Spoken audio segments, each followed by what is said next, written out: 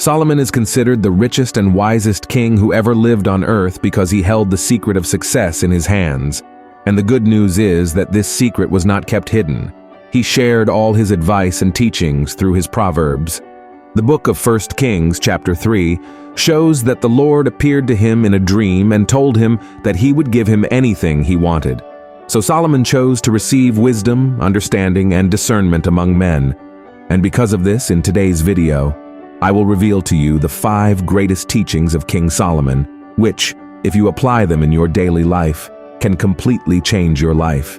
If you want to discover these teachings, watch this video until the end. Alright? So go ahead and click like, subscribe to my channel, and activate the notification bell because I want to help you in your walk with God every day and explain the Bible to you in a very easy way, okay? So let's get started. The first teaching is, seek wisdom more than money. Brothers, this is a truth that King Solomon experienced, and for this reason, he shared it with us in Proverbs chapter 3, verses 13 and 14. Look at what is written. Blessed are those who find wisdom, those who gain understanding, for she is more profitable than silver and yields better returns than gold. While many people waste their time looking for easier ways to achieve their goals, Solomon is teaching us that seeking knowledge first is much more rewarding. This means that wisdom is the best path to make your goals come true. And Solomon knew what he was talking about because he reaped many good fruits because of his wisdom. Moreover, he said that he found happiness through knowledge. I know that many desire to have the success that others have, but very few want to go through the same path to get there. For example, a successful soccer player spends hours and hours training to keep their physique in shape. The musician, to become excellent, needs to invest time in learning to play the notes of their instrument.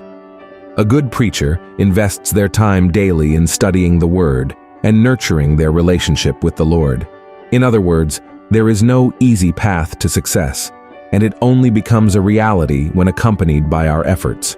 What King Solomon is telling us is that when you make an effort to seek knowledge, great opportunities will begin to arise before you.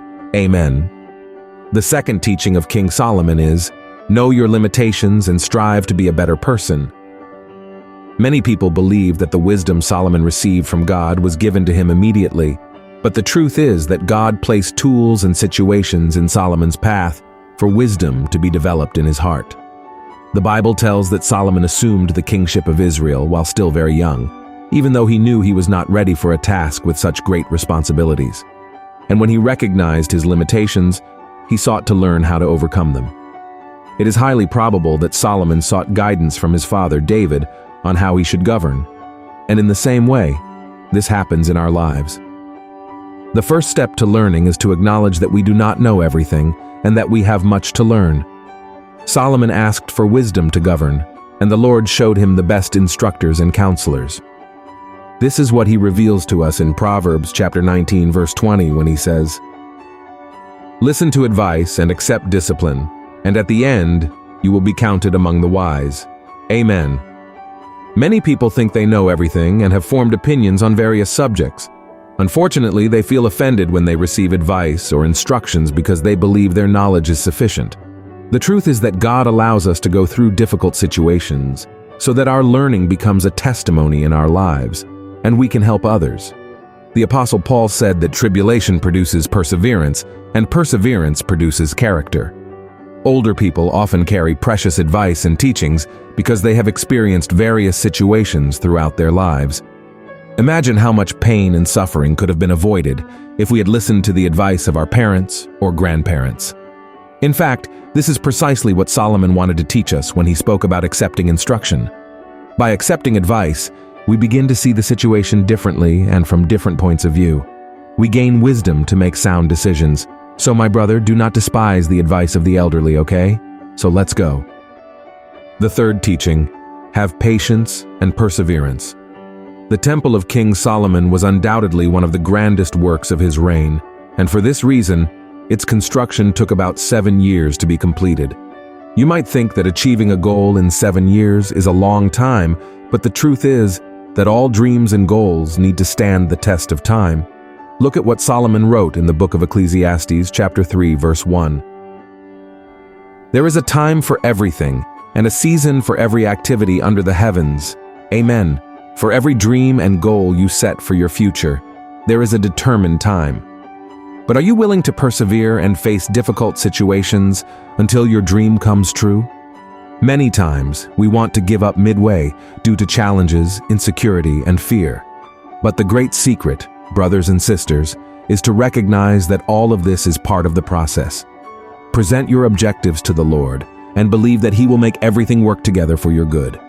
The finish line may take years to cross, but the important thing is to keep moving forward. Amen.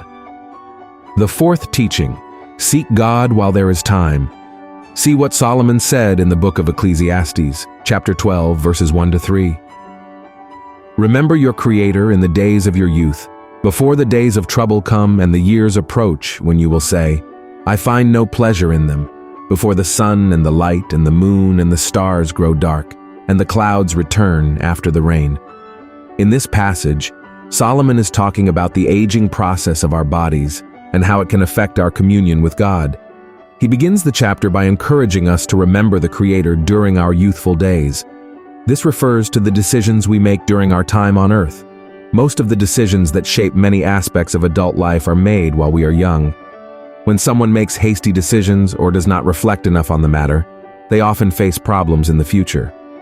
Unfortunately, many only realize this when it is already too late. Solomon is urging us to seek God while we still have time and disposition. Only then can we make the best decisions and have a blessed future. Amen. And the fifth teaching, live a life of obedience. Solomon began to seek God more and came to understand the path we must follow to live a life of obedience. See what he wrote in the book of Proverbs, chapter 6.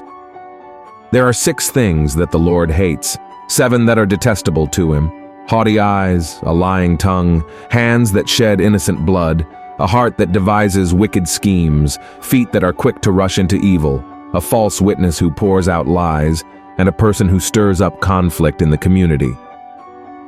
See this, my brothers and sisters. It is necessary to distance oneself from what the Lord does not approve. God detests the heart of a person who is always plotting to do evil, seeking revenge, or causing suffering to others.